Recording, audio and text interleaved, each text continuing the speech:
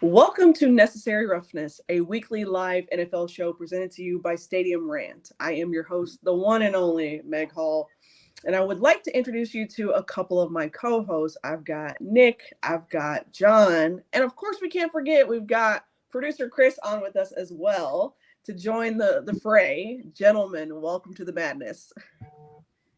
Thanks for joining. Nice to be on. Good. Awesome. All right, so let's kind of break down what necessary roughness is. It's a chance for us to talk about the NFL in a different way. We're hoping that we're going to bring you our analysis, our hot takes, all the good stuff that you're probably missing out on the week. But I also want to give a quick rundown of show. So we're going to talk about a quick intro. So that's who are we? How did we get here? Hot topics from this past week. The winner circle, which is a review of the top 5 games from the week. Things that are called the review booth, which is things that we feel like need a closer look. We'll talk about the injury report because, my goodness, there were a lot of them this week. And then we will do pick 'em, which is rapid fire selection of next week's games. So let's start with a quick intro. So I'm actually going to throw it to Nick. Nick, tell us who you are and how did you get here? I'm Nick Winograd. Nice to meet you guys. I've been writing for Stadium Rant since the summer. I was kind of just trying to get a platform to write about. I'm a Bills fan, so I was trying to write about the Bills. But honestly, I just wanted to write about the entire NFL.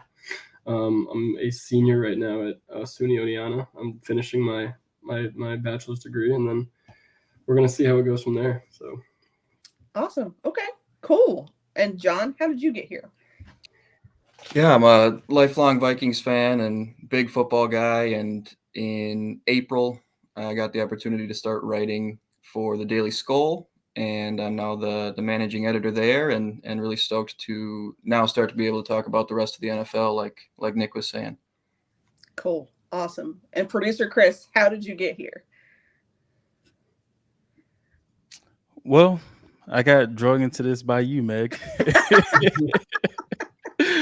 But nah, I appreciate it. Me and Meg met on Twitter. I talk about the Colts all the time. I started my own space called Horseshoe Pride. Meg wanted to be a part of it, so we now host that to get that Twitter space together on Twitter. And she was like, "Hey, do you want to come write for Indie Intercept?" I was like, "Sure, why not?" Then this opportunity came along. She hit me up. She's like, "Hey, do you want to work on producing for us? We're gonna do an NFL live type show." And I was like, "Why not?" I love football. I love sports. Let's get to it. So here I am. And I'm glad to be a part of it. Awesome. I hate the word drug because I feel like you were a willing participant, but I'll let you live with that one. I was willing, but with a little push from you. But yeah. Fair it enough. always takes that extra push to get here. I Yeah, mean, exactly. he was ranting about the Colts. I ran about the Colts. I just felt like a mutual, kind of thing. So, speaking of the Colts, I do write for the Indie Intercept. I am the managing editor for IndieIntercept.com. And shameless plug, we do have the Indie Intercept podcast as well. I am a Colts fan since 2007, and I'm actually a Colts fan that lives in Atlanta. So I've seen a lot of Matt Ryan before we even got to this point. So I've got lots of thoughts about the recent happenings, and we'll get there. But awesome. So let's hop into these hot topics for the week. And I'm actually going to start with, oddly enough, it is my team. So it's Jim Irsay versus Dan Snyder. And I want to get, John, I want to get your thoughts first. Like, what did you think about Jim Irsay's comments from this past week's owners meeting? So it's a really interesting topic because it feels so removed from the game itself, but it's so attached to it. So when you hear about what was Snyder's initial comment, it was something like he has dirt on all the owners or something to that effect. And I think Irsay's kind of retort to that was at the least entertaining. He's a really fun character. So I don't know. I think it's very interesting just from that point of view, because it's like, okay, where is this back and forth going to start to lead to, if anywhere? Yeah. That's fair. Okay. John, did you have thoughts on Jim Irsay's comments? Nick, you mean? Yeah, sorry. Oh, sorry. Yeah, I mean, I haven't been following it as much as I mean, I'm sure Washington fans and Indy fans, but I mean, Snyder's just been this guy he's basically the James Dolan of the NFL in my opinion, and I mean, I've seen so many reports where it's like I don't even think that owners respond to him anymore. It's gotten that bad, so I'm glad that Irsay's kind of like made a kind of a joke out of it and like kind of put him in his place because Snyder's he's not good for the game of football right now. So. Chris had a huge smile on his face. I mean, I think me personally, I it's interesting because we had a lot of chatter online about his comments, and I think the biggest thing for me, which people are like, oh, I don't think that Jim Irsay should be talking because we know about his past or whatever else, and I think the thing is Jim Irsay doesn't care. Like it's basically if you've ever seen 8 Mile and the part where Eminem like literally tosses the mic at him is like, here, tell me something I don't know about myself. Like that's literally what happened. Jim Irsay is like, what do you got? Because I already know. So I Chris, think can you bring up that Brit comment? Oh, okay. Yeah. Do we have a comment? Yeah, it's Which a good one? one. Oh, hold on. Give me a second. There we go. Says Irsay is calling out Snyder like OJ calling out Carol Baskin. Oh my god. Yeah. And there's nothing else to say about that. And there it is. That's a little more concise than what we had, Britt. Yeah, that's good, Britt. Thank you. On that note, we're probably going to move to the next topic. All right. So I feel like my team was just the Colts are just in the news a lot this week. So we had a couple of QB controversies, one for Indianapolis and one for New England. I'm actually going to start with the New England controversy. And Nick, I want to get your thoughts here. So there's this big back and forth now of Bailey Zappi versus Mac Jones. And right now it seems like New England doesn't really know which way they want to go. So I'm curious to see what you thought about the game against the Bears. Obviously I'm watching it and I'm very surprised that Zappi even comes into the game because I thought that if I thought a guy like Belichick's going to go with one guy, and I don't think it's a good look to keep on flip-flopping going back and forth. I think it sends a message that he really doesn't know what he's like. He always says that he never really gives an answer in his post-game pressers or whatever. Mm-hmm. But I think it sends a message that he doesn't trust Mac, and I thought that after he was drafted, higher than everybody expected, he leads I don't know if he led them, but like the Pats go to the playoffs in his first season, got hurt in his second. I thought he would come back. And even though Zappi looked all right and he beat the Browns, he was close with the Packers, but I don't think either of those teams really looked so great this year anyway. So I think that it sent a bad message to Mac Jones. And if you wanted him to be your franchise guy, I think you go with him full on. So I think that that's what he needs to do now. Yeah. I mean, to be fair, I don't know if I've ever taken Mac Jones seriously. So sorry to Bama fans. I have a little bit of thoughts on Bama QBs as an Auburn fan, War Eagle. But I never took him seriously for the simple fact that there's not a whole lot of Bama QBs that have done well once they get to the NFL. Like they tear it up in college and then they've been very underwhelming in the NFL. So I was never really high on Mac Jones, although I thought he played well enough in his rookie year to warrant, of course, staying at the QB1 position regardless of injury. So this is really telling from New England that they are, they pulled Jones and then put Zappi in, and I'm like, what is happening here? Like this is, but the Patriots have been sending mixed messages all offseason. I felt like with the Matt Patricia, who's calling, the offensive plays. Like there's been some unrest in New England ever since, Brady left. I won't go down fully that rabbit hole, but that's kind of what I see from, lowly Colts fan lens here. But I mean, it's not a surprise to me that they're in last in the division. That's all I'll say. Yeah, I mean, you would think that's pretty typical, right? Once Brady is gone, like, what are the Patriots going to be without him? I'm not entirely shocked. So works for me.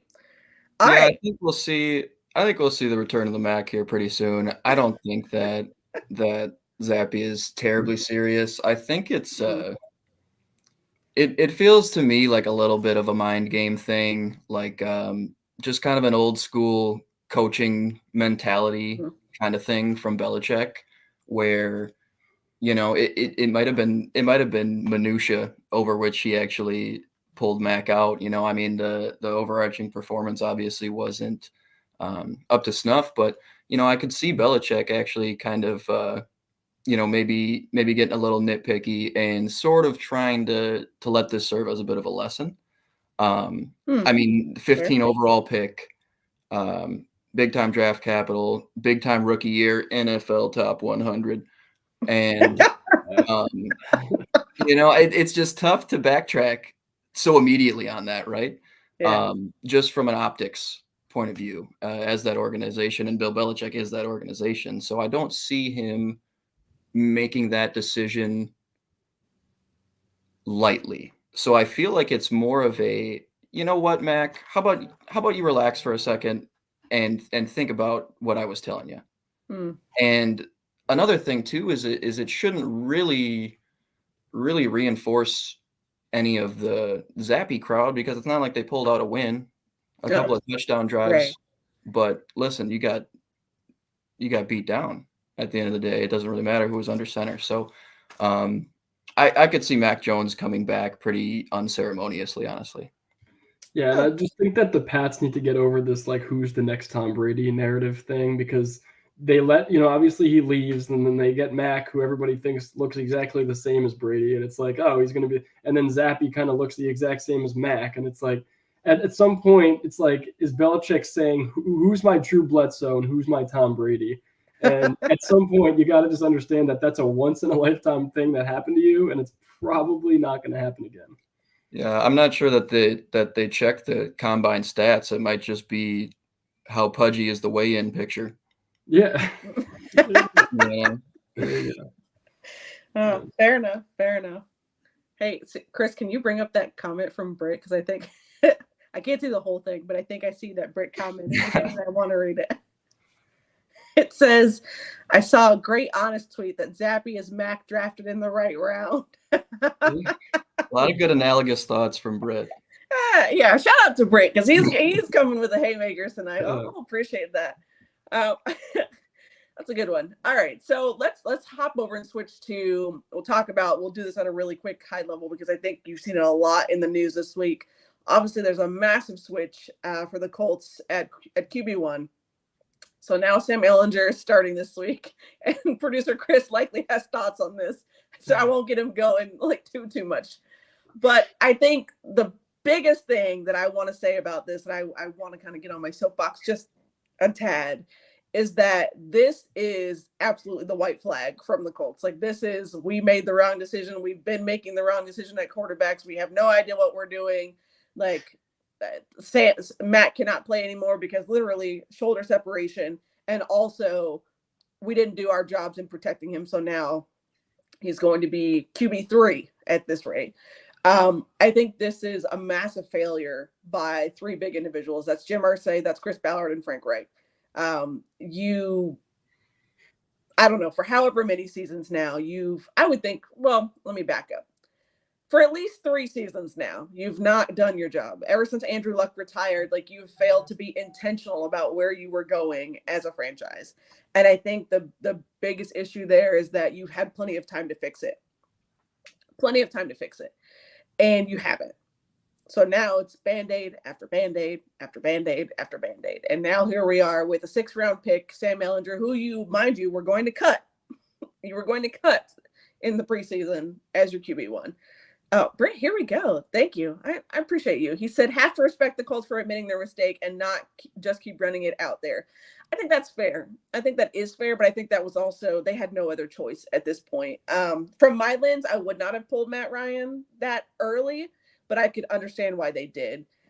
Producer Chris probably has different opinions than I do, because he's been changing his abbeys for the last 3 weeks to different quarterbacks, but, hey, all right. Nah, I don't. Well, I mean, we talked about it the other day. I wouldn't have put Yosemite Sam in just yet, but but it is what it is. We waving the white flag. Like I told you the other day, if we're 3-3-1, we're 1-3-1 in the division. The landscape of the AFC doesn't look like it. Looks like every other division is going to put out 2 teams for the playoffs. The lone the lone division that'll put out one team is the AFC South, and that's the divisional winner. We're not going to win the division. So at this point, I mean, unless Tennessee just has some catastrophic fall off, maybe these second half blunders that they've had, it catches up with them later on in the season. I don't know, but we have to start winning games if that's going to happen. I just don't see that. So, it's either let's see what Sam has or let's get our quarterback next year. So that's where I'm at. I'm ready to concede. It is what it is. It's been a terrible season. So here we are.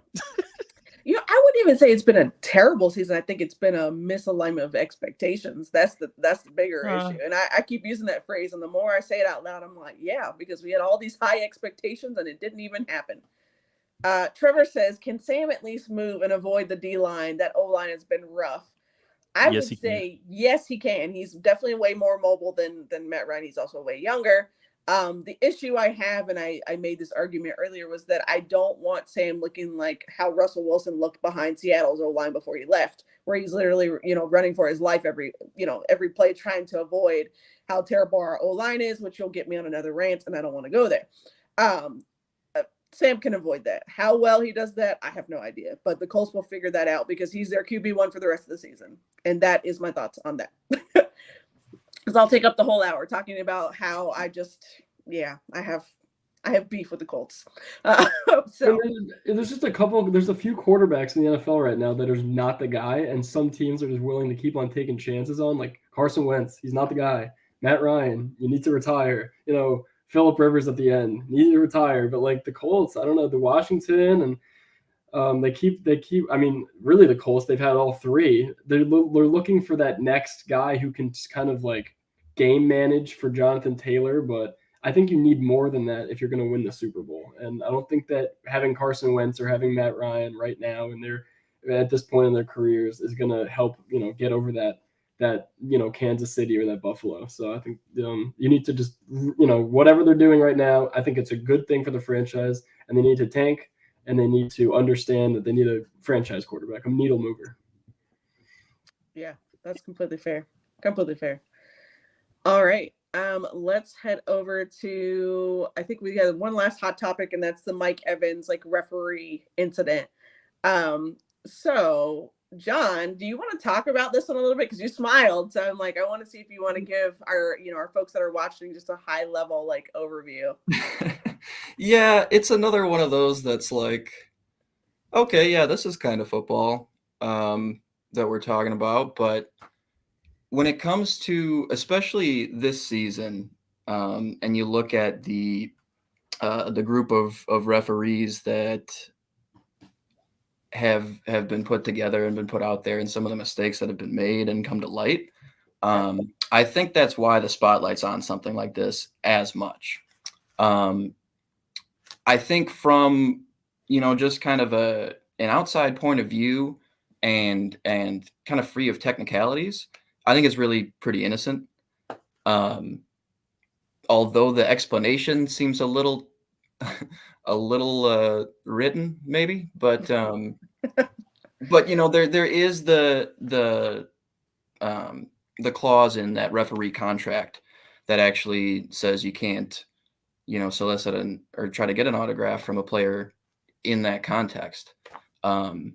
So technically, yes, that is something that ref can't do, and it's something that probably should be reprimanded in one way or another, but I don't know that there's any real malice behind it or any conspiracy he's walking into the tunnel after getting stomped out by the Panthers. What's he saying?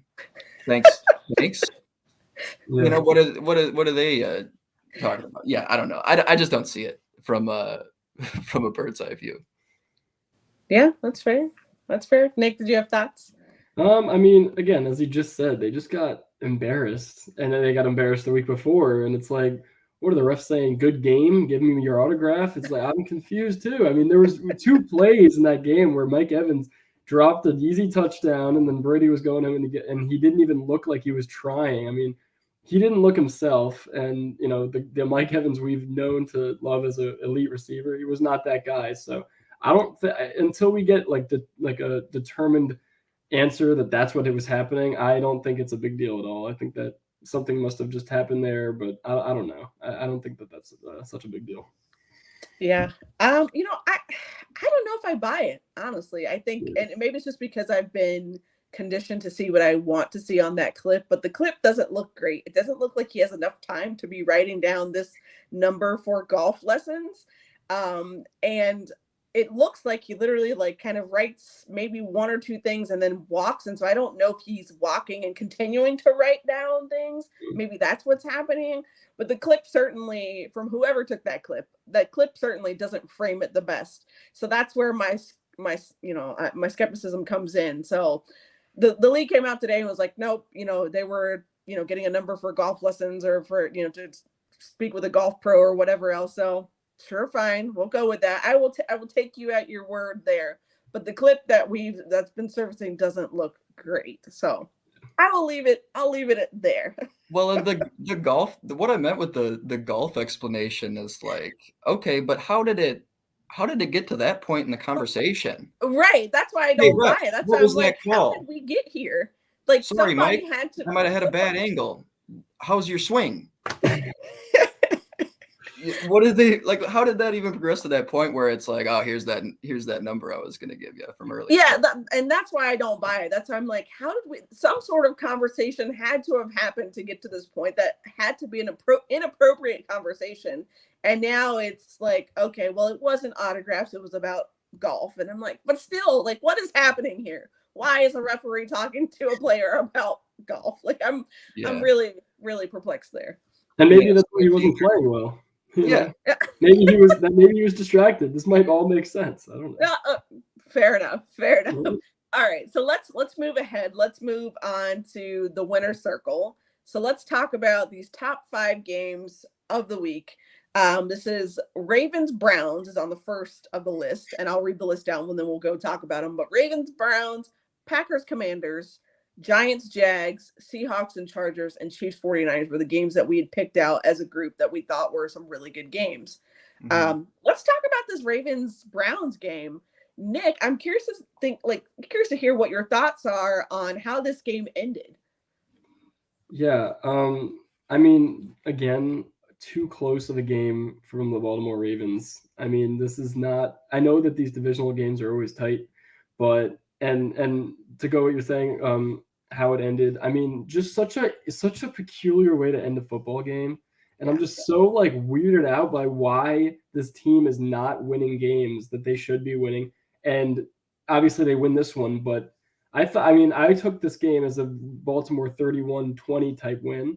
And to only be beating a team like Cleveland by 3 points is just, it's not they're not proving to me that they can hang with the big boys in the playoffs. They're just not, and blowing leads, and it's been a weird season because early on we thought Lamar was going to be an MVP again, and now I think that 3 weeks later we're completely off that train. So yeah, that's completely fair. I think you just gave a really good assessment completely of that game, probably more than I could.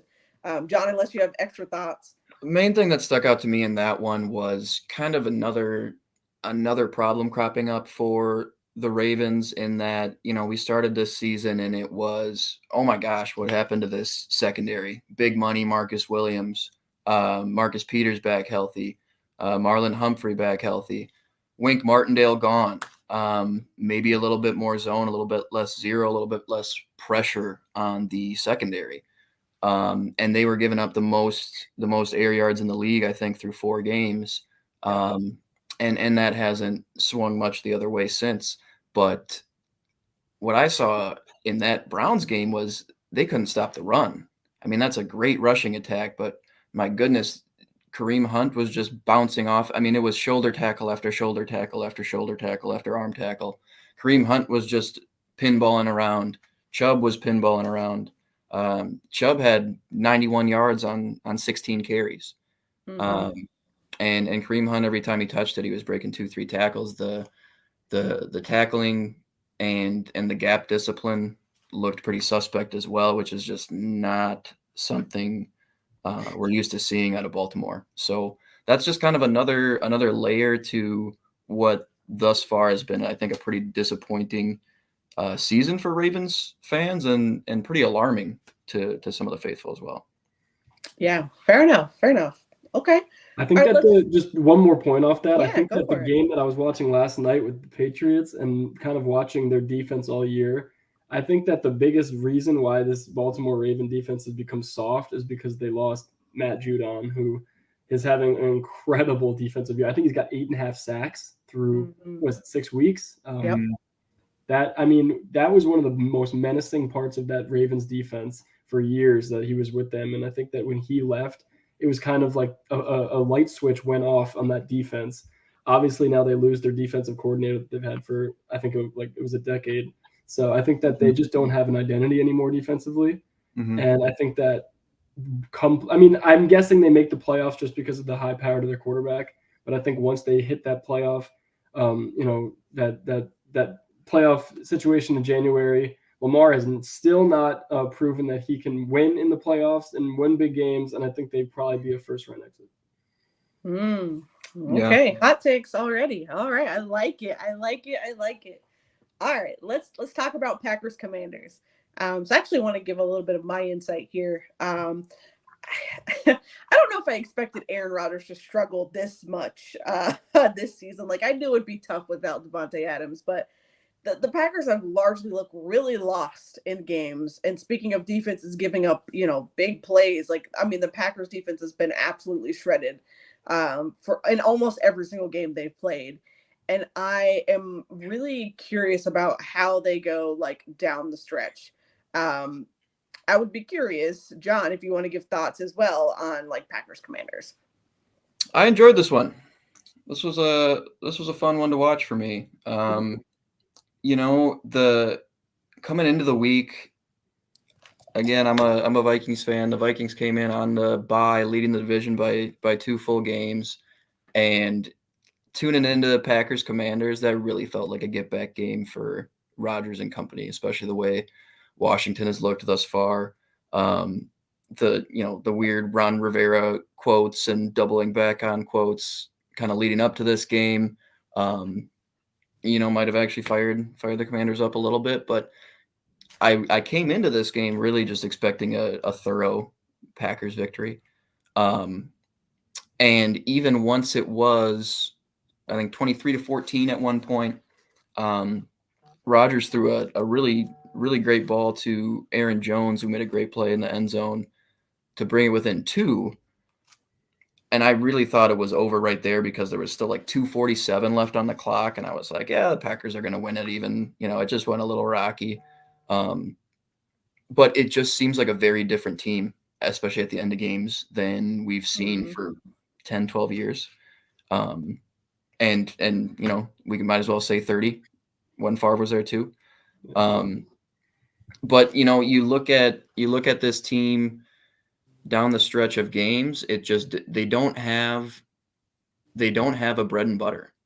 They don't have a Devontae Adams dig for a kick to convert a 3rd and 9. They don't have these, probably the only safety blanket is little Robert Tonyan when he can make himself a big target. But even some of the injuries to the top end of the receiving core, it's just they don't have the juice to come back from deficits like they used to, or even to really create leads like they used to. It's just not an explosive offense, and the defense hasn't made up enough of that ground this season like I think a lot of people were expecting them to. Yeah, that's completely fair. All right. So I also think you gave a really good summary of that. So I'm actually going to move to the next one. Let's talk Giants-Jags. So that was the next one on the list. And Nick, I want to get your thoughts here. Did you expect the Jags to pull this one out? Because I certainly thought they were going to. I've been so impressed. I think we all have by the Jags kind of re-emergence into the island of relevancy, because I just, after all these, since 2017, basically, when they had that awesome AFC Championship run where they lost New England, they've been bad. It's fair to say they've been bad. And they had the number 1 pick, got Trevor Lawrence. They had the number 1 pick, got Trayvon Walker. And now I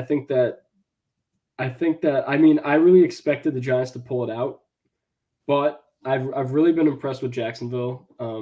And I thought that this game was harder for the Giants to win than I expected it to before the week. At the end of that game, there were so many weird penalties against New York that just, kept Jacksonville in it. I thought the game, I think that ESPN told me the game ended, and then I put it on and the game wasn't over. So I don't know what was going on there. Like, it was like, game's over. Wait a minute, penalty. And then it was like, fourth down, didn't convert. Wait a minute, penalty. I was like, what's going on? I was like, okay.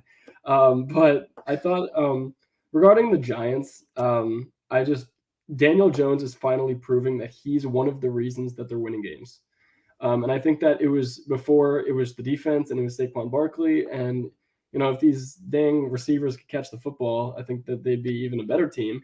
Yeah. But Daniel Jones is really like over 100 rushing yards. Brian Dable is basically trying to do with Daniel Jones what he did with Josh Allen. And it's kind of watching a mini Josh Allen as I've watched him my whole, his entire career. I've been watching every single game. And really watching Daniel Jones is actually kind of fun for me now, because I used to think that he was just this pumpkin that didn't do anything. But now with the right coaching, and I'm really been impressed with him. I think that they're going to win at least 11, 12 games. Yeah, that's a good summary as well. Okay. Did you have thoughts, John? Uh-oh, we can't hear you, John. Did we lose your audio? Sorry, guys, we did lose. There you go. Okay. Yeah, Nick, you probably know plenty about Brian Dable as a Bills fan. But what he's done with that offense has been extremely impressive. He's my early vote for Coach of the Year, and I don't think it's particularly close.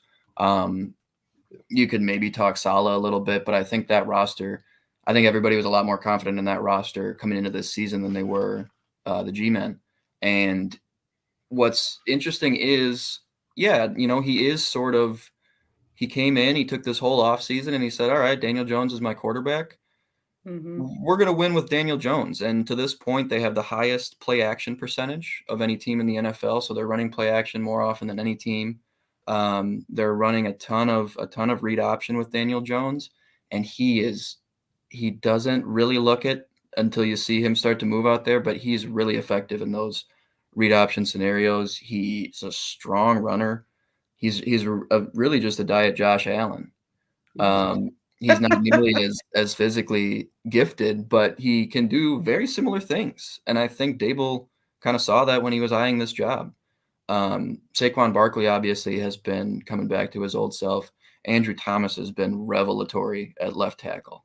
He was so good against the Jags in particular. Saw a lot of Trayvon Walker.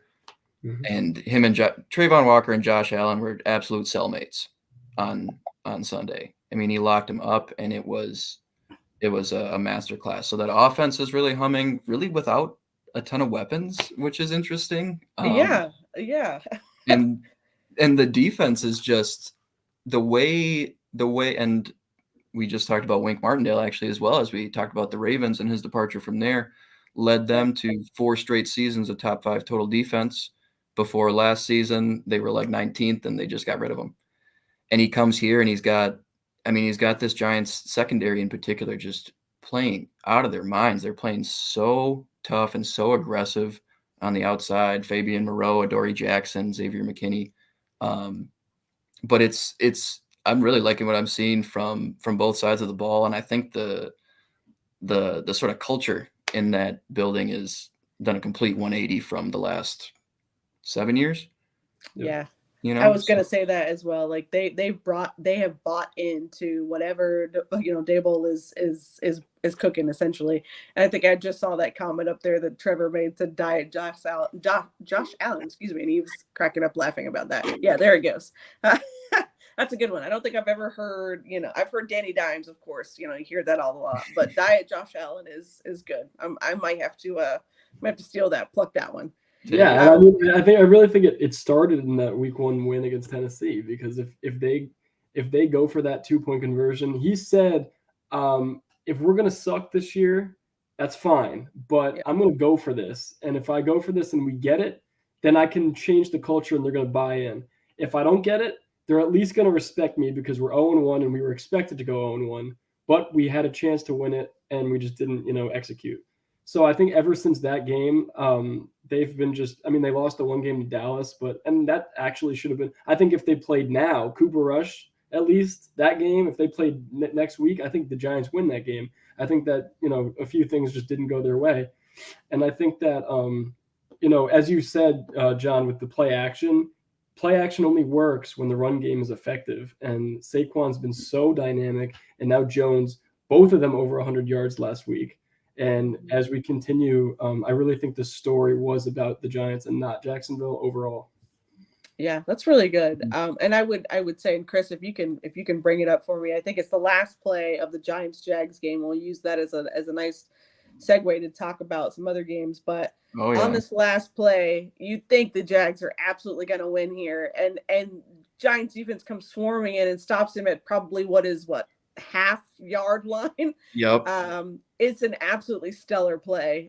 Just watching it from start to finish, and I watched it. I didn't see the whole game, but did see NFL Red Zone cut to that drive, and it's an amazing play here, and that just speaks to how hard this team is playing. Yep. And they're really humming. You could see them all. Multiple players are swarming towards this, and that's really good to see from this Giants team. And they absolutely believe that they belong here, and they're showing it. So it's really great to see. And I love what number 29, Xavier McKinney, did there, by the way, at the end of this play. I love that he comes in and makes that play, because he wasn't particularly on his side of the field, but he realizes that his guy needs help there, and he comes over and he makes that game-winning tackle. Yeah, his was the last push. And Jacksonville was throwing several bones on this drive leading up to this point as well. There was an interception that actually got called back. Terrible miscommunication on Trevor Lawrence's part. Marvin Jones was 20 yards down the field with his back turned, and he threw it right to Fabian Moreau in the flat. He was trying to avoid pressure, and you could tell it kind of slipped out of his hand. Bad miscommunication. They were bailed out, only trailing by 6, and they made a couple more plays down the field. And actually they kept targeting Fabian Moreau, the right side cornerback, and he was playing very well, very stout. And the one throw they actually did get to kind of get him to that spot, I think it got him down to the 30 or so, was this post to Marvin Jones that Trevor Lawrence actually threw behind him pretty badly. If it was thrown leading the receiver, it's probably a pick again. But he threw it behind him, and Fabian Moreau was actually in too good a position to adjust to a back shoulder ball like over the middle like that. So that's kind of what got him down there. So once they're already in that spot, really seemed like the momentum was in the Jags' favor. So that last play to stop it really just shows the grit and the resilience of this team and this defense in particular. Yeah, just one more point on this game is everybody's saying Daniel Jones is not turning the ball over anymore. The Giants threw the ball one time in the fourth quarter. So. It's hard to turn the ball over when you don't throw the ball. So. Fair point. All right. He likes to turn it over fumbling though more often, maybe. So maybe there's a little to be said still. Yeah. So I can tell you guys are super excited about this Giants-Jags game because we just went a deep dive on that game. Let's talk about Seahawks, Chargers, and Chiefs 49ers.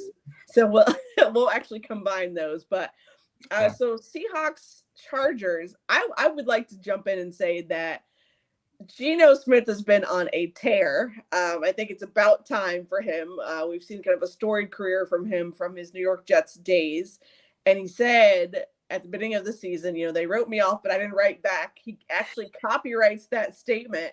And he's just been, whatever. Like, I'm going to go out and play. This is my team. And I said this the other day to some friends of mine. I said out loud, like, was the issue in Seattle really Russell Wilson? Because Seattle seems just fine without him. And I don't know that I expected a whole lot from Seattle. This year I was like, hey, Russell's gone. It seems like they're in full rebuild mode. They've kind of, they made the trade with Denver and everything else. Like, hey, we're just going to see what happens. But Seattle's been playing better than expected. So I would be curious to see what they do like down the stretch. And if I talk about the Chiefs 49ers game, that game was just bananas for most of the game until it just got out of hand. And Patrick Mahomes has been otherworldly since I think the Colts game in like week 3. So I don't know if he just, has been pissed off, for lack of a better phrase, since then, but he's been on a tear. And shout out to Lexi of Kingdom's Queen podcast. She calls him Petty Mahomes. Whenever he gets into this mode where he is just, dicing up people, he's talking back to players on the sideline, saying, "I'm here." Yeah, I think that that the Chiefs have now hit a stride here, and so have the Seahawks. And I think this were really good games if you watched either one of these. So yeah, Nick, I would love to hear your thoughts on either game. One point on the Chiefs game, Travis Kelce was never going to lose on national tight end today, but that wasn't going to happen. But the Charger game was really interesting to me because it's kind of a segue to jump in both Denver and Seattle, because I've had a lot of thoughts about this whole Pete Carroll, Russell Wilson thing.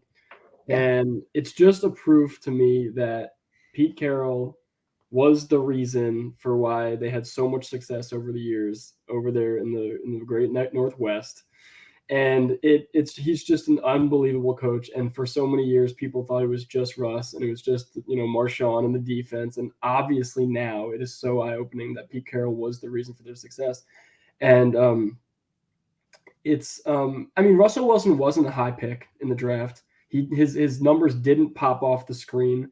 Right. He was a short quarterback. He was accurate, but maybe not the best long, deep ball.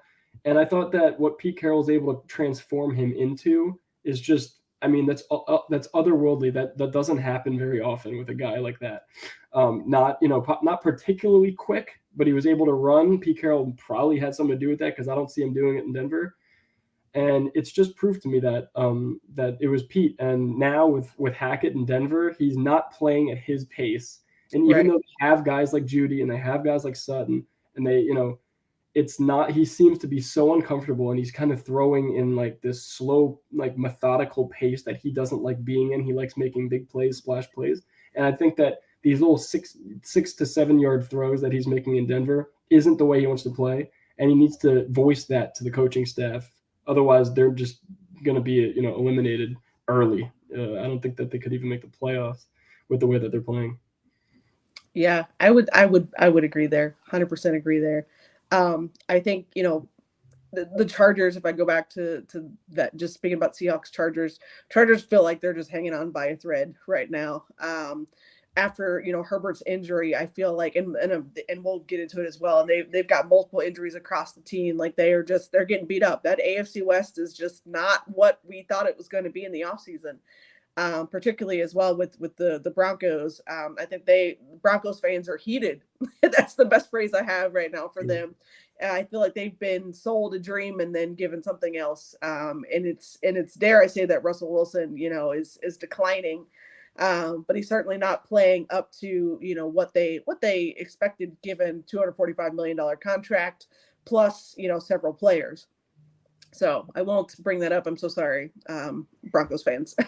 Won't deep dive into that. But I think that right now, I think that he's not doing the best there. So let's hop into the next segment. Let's talk about the review booth. So this is things that we feel need a closer look. The first thing is the CMC trade. So for anybody who has been living underneath a rock for the past week, Christian McCaffrey was traded from the Panthers to the 49ers. For a number of picks. I believe it was 3 this year in 2023. There it goes. Thanks, Chris. Appreciate it. It's a 2nd round pick, a 3rd round pick, a 4th round pick in 2023, plus a 5th round pick in 2024. So this is a lot of picks, in my opinion, for a guy that has had a very, very storied history in Carolina. I think, in my opinion, my humble opinion, it was too many picks. I would not give away that many picks for a running back. Running back values, just the running back position in general is not valued like it used to be, especially when running backs come a dime a dozen now. And now you're giving up 4 picks there. You're basically mortgaging quite a bit of your future on this one guy, hoping that it pans out. For all intents and purposes, he's healthy this year. But this is this year right now. There's still a lot of season left to go, and he's already gotten a little dinged up this season, even though everyone's kind of been like, oh, it's not that bad. It's not that bad. It's all right. And I think the Panthers, whether they want to tell anybody that or not, they literally had a fire sale. They're like, everybody's got to go. So and then they beat the Bucks by 18 points. Yes, I mean, I guess that's just how it works. PJ Walker comes out looking like Joe Montana. It's fine. Everything is fine. CMC's gone. We look completely fine. It's all good. Tommy Tremble scored a touchdown on National Tight End Day. Like, they're two big trade block candidates. Win the game for them, Burns and DJ Moore. Of course. I mean, if that's all it took was trading CMC, by all means, I think, the Panthers, they're going to make that trade, 10 times out of 10. Mm-hmm. But I don't know if I'm the 49ers, I don't know if I would have given up that many picks. That's just me. I think it's a little bit better than what we saw with James Robinson only going for a 6th-round pick. That's a little bit more comparable in my mind if I'm going to give up picks for a running back. Yeah. The only thing I can think of is John Lynch heard Les Snead's footsteps. Because I don't know who else you're in competition against. Who else is part of that auction, if not the Rams? Yeah. So that's the only thing I can think of is, maybe they were just in a bit of a bidding war. Who else would they be trying to outbid? I couldn't think of anyone. But, I mean, yeah, if you're the Panthers, you do this 100 times out of 100. Especially when it's a team that's not in a position to win now. Yeah. He's on his 2nd contract. And you're able to get out from under some of that money and get some draft capital, and not just some draft capital, a 2nd, 3rd, 4th, and a 5th. Now from the Niners perspective, they're banking on a couple of those comp picks. They know D'Amico's out the door. But other than that, I mean, they're just not going to have the assets to keep this thing young and keep kind of bringing in more talent. The talent seems to hit when they bring it in, but I think they have, excluding comp picks, I think they have 2 picks in 2023, and I think they're both day 3. Yep. So I mean that's borderline insane when you're at 3-3. But the only counter argument to that really is all the other things that McCaffrey brings to the table from a pass catching perspective, because he's not just a good receiving back. He's a good receiver. You can put him in the slot. You can put him out wide. He can run most of a good route tree as well. So I think that's something that they take into account when they're thinking about that, and position's pretty ambiguous in a modern Kyle Shanahan offense anyway. So I think they're just like, oh, an offensive football player, let's bring him in. He's good at offense, and they'll just deploy him however. I mean, they run empty. They'll run 22 personnel and run it empty. They'll put Kittle and Juszczyk in the slot, and they'll put 2 backs out and then have Debo out there. It's insane. So I think that's the only team for which I think you could really make a sound argument for, okay, maybe that's almost worth it, because I think that's a team that's going to deploy him properly if he's healthy. Now, it might be a little bit of nepotism. I don't know if you knew that Mike Shanahan coached Ed McCaffrey. Mm-hmm. I don't know if it's confirmed, but Kyle Shanahan might have actually babysat Christian McCaffrey at one point. And Ed McCaffrey was still technically babysitting now. There you go. There you go. And Ed McCaffrey was Kyle's favorite player growing up. So, maybe a little bit of extra nudge in that direction, kind of having that history. But it's like the Jalen Brunson situation with the Knicks. It's like the Knicks. Exactly. Fair enough. Yeah. And I think Chris put a comment on the screen that said 49ers got fleeced, and that was from Britt again. And I would agree, Britt. I in a vacuum, yeah. A bit. Yeah, it's too much. They got fleeced, except John made a great point saying it's the only team in the entire league that it's kind of worth it, because the situations that they can put McCaffrey, Kittle, and Debo in are impeccable. I think there's no other team in the league that has. They now have, in my opinion, 3 All-Pros on their offense. Yeah. Mm-hmm. And the chips are in the middle.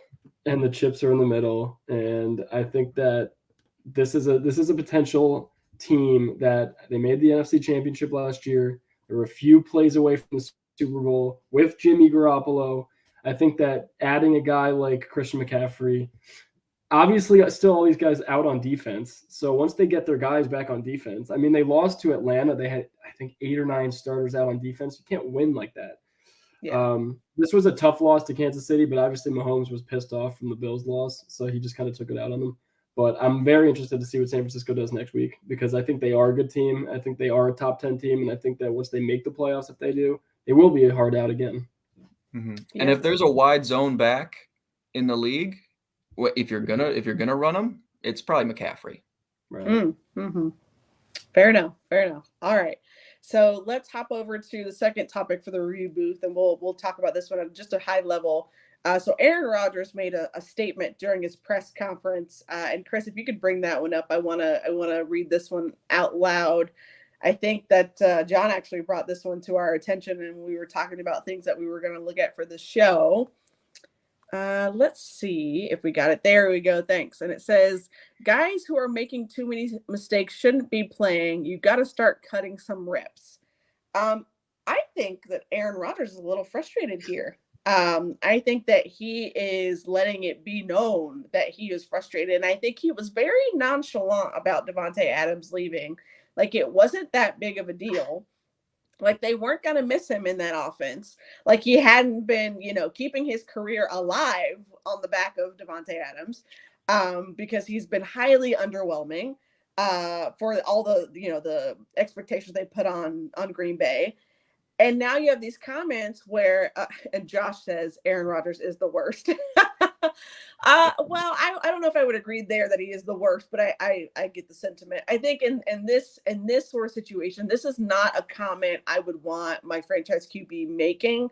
This is a team sport. This is an entire team sport. I'm going to say that again. Team sport. So everybody is responsible for the product that you put on the field. So if you're not getting it done, you have to start looking at yourselves and saying, where are we falling short? So to be calling out your teammates that way, I don't know that that's making you any friends. And they can say what they want if, players are interviewed and, oh, we like Aaron Rodgers and, he's our guy and we're going to stick behind him. We're going to stick beside him. Like, you can say that, but if I'm watching this and I'm hearing this, it doesn't sit well with me and the type of culture that Green Bay brings, the type of culture and the expectation they have for themselves. There's my spiel in my soapbox. I will get off of it now. Well, I think that, the main thing that gets me with this is, you can't just call out other players in the media as a leader of the team. Not that you can really under any circumstance, but you are the, what is it, $300 million man and the leader of the team. It's not a time to just project. This is a time for RELAX Rodgers.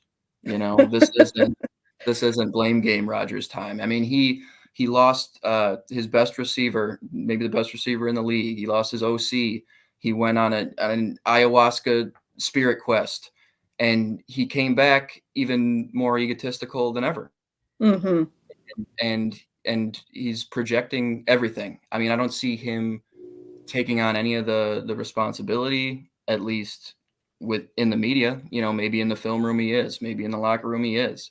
Maybe he is connecting with some of these guys, and right. The locker room doesn't have as much of a problem with it as it would seem like they might. But I mean, I find those comments pretty inexcusable. It's like the Ron Rivera comments from last week. We just need a better quarterback. You can't say that. Tell him that. Don't tell everyone that. Rodgers, go to LaFleur. Catch him while he's getting his hair done and say, hey, Matt, can we get the other receivers in? Because these guys aren't cutting it. I'm frustrated with these guys. You can't just voice that to the media and call it a day and say, all right, coaches and GM, how about you guys go pick up the pieces of this mess I just made in the media with the locker room and within the team and outwardly. And how about you guys clean this up? I'll just say what I feel like saying. And I think that's not quarterback speak. Yeah, fair enough. I think that as the leader of the team for how many years he's been the leader of the team, You lose that game to the Washington Commanders, and you go there to the press and you say, it starts with me. You look at them, you make sure they know that the players know that it starts with him, because it does. You're the quarterback of the team. It starts with you. It's not the receivers. You said that, as Meg, you said that I'll be fine without Devontae. And I'm also tired of all these people saying the only reason that they're bad is because of Devontae Adams leaving, because that's so not true. Devontae Adams leaving was a big part of it, but Devontae in Las Vegas is a lot different than Devontae in Green Bay. And another big reason for why Green Bay is struggling is they can't run the ball. They kind of refuse to run the football with one of the best backs in the league, kind of one of the best back tandems in the league with AJ and obviously Aaron Jones. And I think Aaron Jones had like 8 carries in this Washington game. That doesn't make any sense to me. So before you blame your receivers, maybe you don't audible every run to a pass and then make your receivers look bad and then tell them that they weren't good and they're going to stop playing. You just say it starts with me. And then you go to the locker room and you say, guys, listen, maybe you could say to them, you could be like, hey, we need to get back out there in practice this week. And we were like, obviously this isn't working. Something needs to change. Maybe you make a trade for one of these guys. There's so many guys that you can make a trade for right now that are not happy with their teams or the team's not good. Mm-hmm. But you don't voice it to the media. You're so right. You don't do that. If I'm a Packers fan, I'd way rather see that blow up on the sidelines or something. You know, I'd way rather see him jaw jack on the sidelines or get in those receivers' faces. And then come to the media and say, yeah, we were just trying to figure something out. Yeah. You know, because that's what football is. It's not bottling it up and telling the media. Imagine going on Instagram as one of these young receivers on the Packers and seeing that exact Instagram thing and be like, what? Like, he didn't say that to me. Like, why is he saying that to the guy that he doesn't even know in the media? So yep. I would not be happy. Sorry, guys, I didn't mean to cut you off. I did see a comment there. Chris, can you bring up? There's a comment that says something about Rodgers getting paid. There it goes. Yeah. This is from James Sawyer, and he says Rodgers is getting paid $50 million to avoid accountability. SMH. Yeah. All that money that they've thrown at Aaron Rodgers, and I talked about this last year too, basically threw, a hissy fit, for lack of a better phrase, a tantrum last season to say, hey, you get me what I want or else, I'm not going to be here. And they practically gave him, the farm was like, okay, great. What else do you want? And now, for him to come out and have these comments, that doesn't make sense for your franchise quarterback. All right, so let's kind of run through a couple of these. We've got a number of injuries that are on my list here, but I want to also get to the pick'em as well. So I kind of just want to highlight these because these will likely impact the pick'ems that we do. So some really big injuries that came out of this week. Breece Hall, done for the year for the Jets, which you hate to see that. That is really brutal. DK Metcalf, knee injury. JC Jackson of the Chargers, knee injury. Mike Williams, Chargers, knee injury. And then Ryan Tannehill, ankle injury. He ended the game in a boot after being rolled up on. And probably honorable mention here is Amon-Ra St. Brown, who's been through a couple of injuries this season. I think he's got a concussion as well. So knowing those injuries, let's go through and let's do rapid fire pick'em. So this is rapid fire selections of the week's next game. So I'm going to run through the games and you just tell me from the top, literally without thinking, who do you got? And we'll go from there. All right. So I'm going to run through them, and John, I'll go for you. And then Nick, I'll go for you right after. So, all right. First one is Baltimore at Tampa Bay. Who you got? I got Tampa bouncing back. Okay. Who you got, Nick? I got Tampa as well, bouncing back. I can't see Tom losing this many games in a row. Oh, see, I've got Baltimore. Give me Baltimore in that one. I think it continues. Personally speaking, I think Tom Brady should have stayed retired, and that's that. All right. So Denver at Jacksonville. Who you got? Jacksonville all day. Okay. Especially with Russell not playing, I got Jacksonville. I got Jacksonville as well. So Jags fans will appreciate that as a fellow Colts fan. All right. Carolina at ATL. Who do you have? AJ Terrell out. I kind of like Carolina to win 2 in a row. Carolina looks good, right? It's weird, but yeah, I don't know, man. Falcons offense super boring. I think they might hold them to single digits too. No, Meg, I'm gonna go with your city. I'm going to Atlanta right now. I'm actually going Atlanta as well. They beat San Francisco. I think they can handle Carolina. Yeah, I mean, I'm going to Atlanta as well. They're at home. They tend to play a little bit better at home. Give me that. Although I would not be surprised to see PJ Walker do a repeat performance. Atlanta secondary has been susceptible to bigger plays. So we'll see what happens. Chicago at Dallas. Who you got? The boys. Oh, that's Dallas all day. Chicago got their nice win, but that's not going to go to Jerry's world. No way. I got Dallas at home. Give me Dak. He looked pretty decent against the Lions. The Bears have been very up and down. I got Dallas. All right, Miami at Detroit.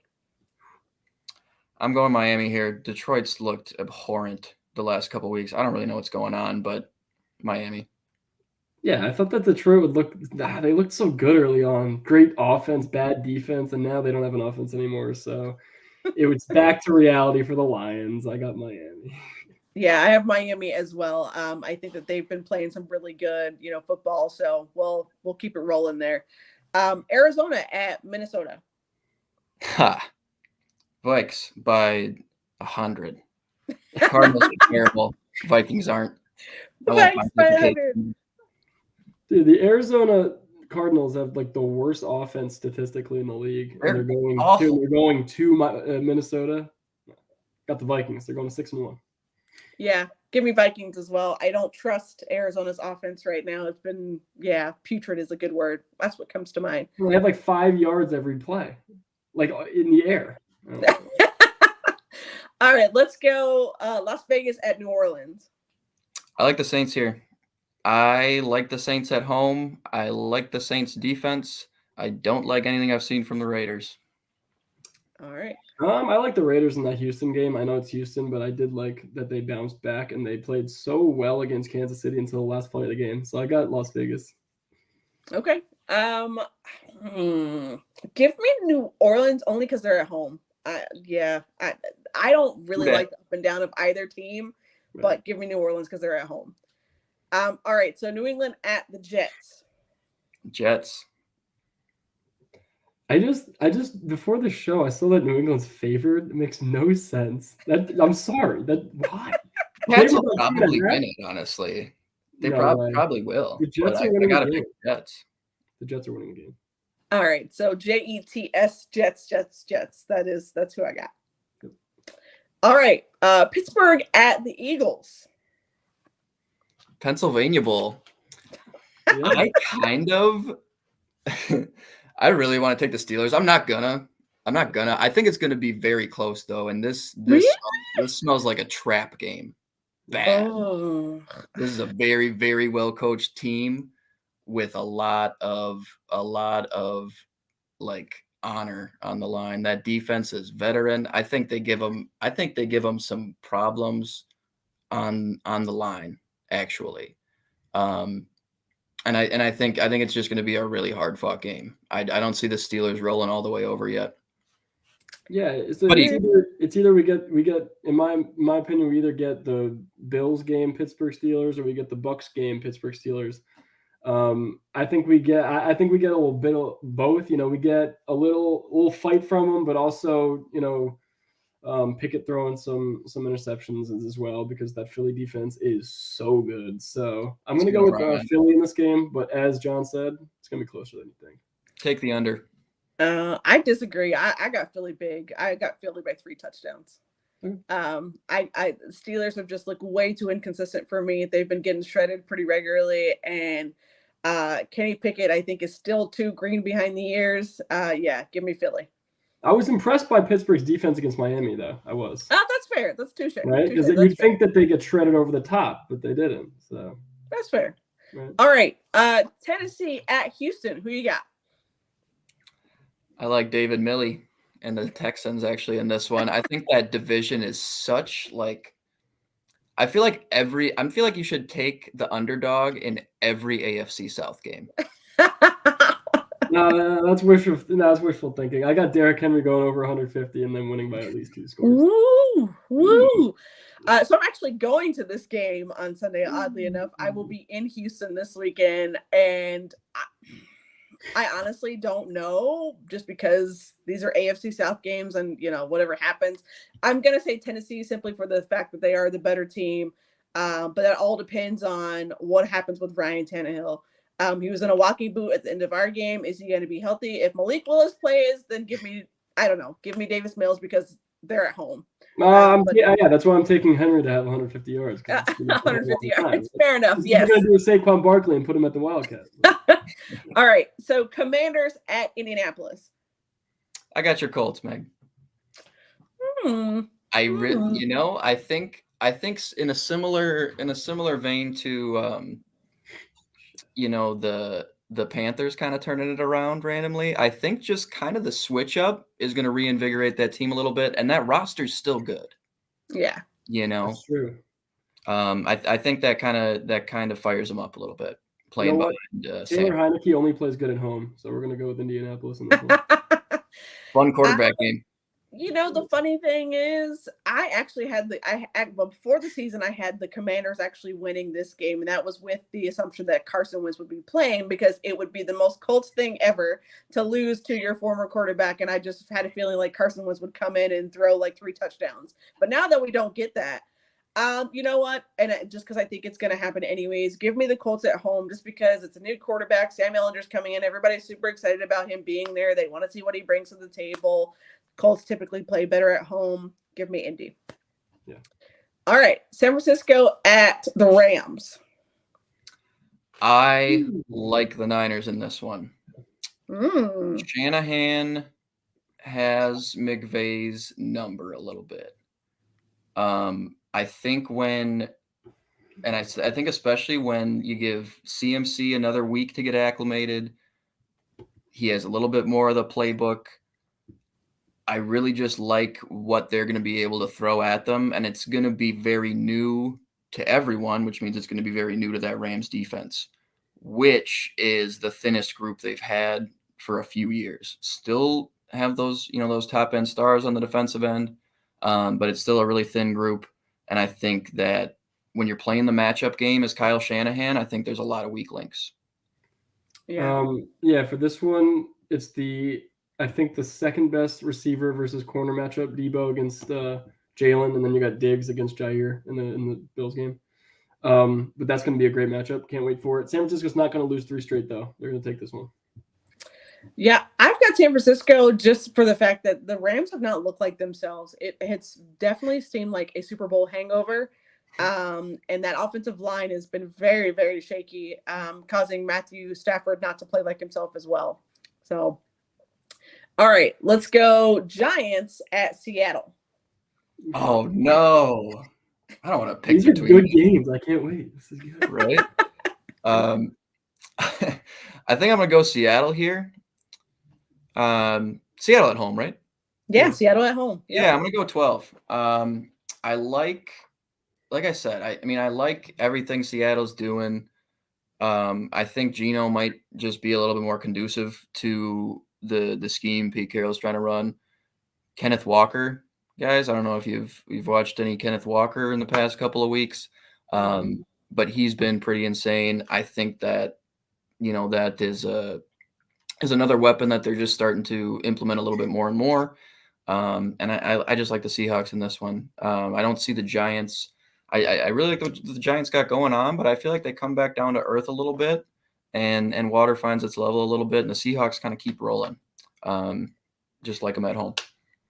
Okay. So this is where I'm at on this game. I have a really interesting reason for why the Seahawks are going to win. So I'm a Bills fan, and Brian Daboll. As being the Bills OC, he never played. We've never played in Seattle. Number one. Wow. And I for some reason believe that if you haven't seen it in a while, you don't play there well. I don't know why I do that, but another thing is that we played Seattle one time, and it was in the COVID year 2020, and Josh had like 400 something yards, but Daniel Jones is not Josh Allen, so he's not going to do that. He's not going to, terrorize the Seattle defense like Josh did in 2020. So I do think that Geno keeps it rolling. Kenny Walker, I could see another big game from him. So I got Seattle winning. Okay. Give me Seattle at home in an upset. I think that the Giants, I'm just very shaky about their offense, and I feel like at some point it's going to catch up to them. I don't feel like they have enough playmakers on offense to get going down the stretch. So give me Seattle at home. That Seattle O-line has been a little better too. Abraham Lucas, rookie tackle. He was like the 7th tackle taken in the draft, and he might be playing like the best rookie tackle so far. Some other things are improved as well, compared to what Russ had last year. But yeah, I like Geno to keep rolling. Yeah, I think I saw a comment that came through that said, "Can't believe this is the most competitive game of the week." And I think it was talking about the Giants and the Seahawks. I know. Game. So weird. I don't think we all of us thought we'd get here. All right, so last two. Let's talk about Green Bay at Buffalo. Who you got? Buffalo 87-10. It's gonna be like the Tennessee Monday night game. It's gonna be like 31-10 or something.